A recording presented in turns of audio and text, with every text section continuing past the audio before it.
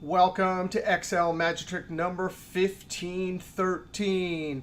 Hey, there's a question here. How to count greater than something for selected cells, and these cells are not next to each other. Here they are, all these different cells, and we need to compare each one of them and ask the question, hey, are you greater than 72? And then we need to count the number of trues.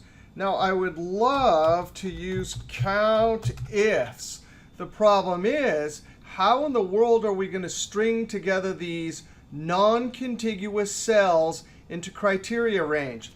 Well, forget that. I'm just going to go with a logical formula. Hey, is that cell greater than, and click on the limit. Now, close parentheses. If I enter this, of course, that delivers true or false. By the way, I have these randomized. If you hit the F9 key, the values in these cells will change. But because I'm counting, I'm just going to add each one of the trues and falses by using some math operator on a Boolean value, which means true or false. It'll automatically convert it to ones and zeros. Now watch this. I'm going to cheat. I'm just going to copy this, Control-C. There's 6 cells. 2, 3, 4, 5, 6. Double click that cell, click. Double click. And I'm going to edit so that the formula runs the logical test on each one of these cells. And then I don't need the last plus. Now when I hit enter, I get a 4. I hit the F9 key, the numbers will randomize. Now I was thinking, what if I could mash all these together into a single range of values? Well, you can actually do that using the choose function. Now, the way choose works is that if I put some number here, 1, 2, 3, 4, 5, then I put all the possible values that I want, choose will pick which value.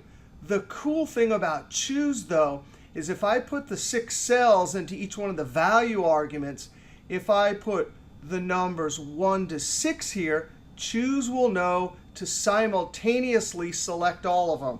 So in array syntax, curly bracket, 1, comma, 2, comma, 3, all the way to 6, close curly bracket. Now I comma, and then I type a comma and click on each cell. Close parentheses. Now, by putting an array of the numbers 1 to 6, I'm telling the choose function to choose all 6 values simultaneously. So now when I hit the F9 key, look at that. Now I have a range of values, Control-Z, that I can use to compare to this one number. I'm going to try COUNTIFS, although I already know the answer, comma, and in the criteria range, the comparative operator in COUNTIFS and SUMIFS and all those kind of functions have to go in double quotes, and then I join it using Shift-7, the ampersand, to 72. Now, why did I say I already know the answer? Because you cannot put an array operation, and right there, that's a function argument array operation, which means choose is spitting out an array of answers. And COUNTIFS, SUMIFS, and the other ifs functions do not allow in criteria range argument an array operation. So I'm going to get a value error. No problem. I'm going to highlight Control-C, Enter. That's where SUMPRODUCT comes in. Now, Control-V, now I can directly ask of that range of values, how many of you are greater than 72? Now, if I click on Array and hit the F9 key, SUMPRODUCT does not understand trues and falses. Control-Z, so I have to do some math operation on those Boolean values to convert them to ones and zeros. Double negative is almost always the fastest calculating for SUMPRODUCT on an array. So now, trues and falses will get double negative.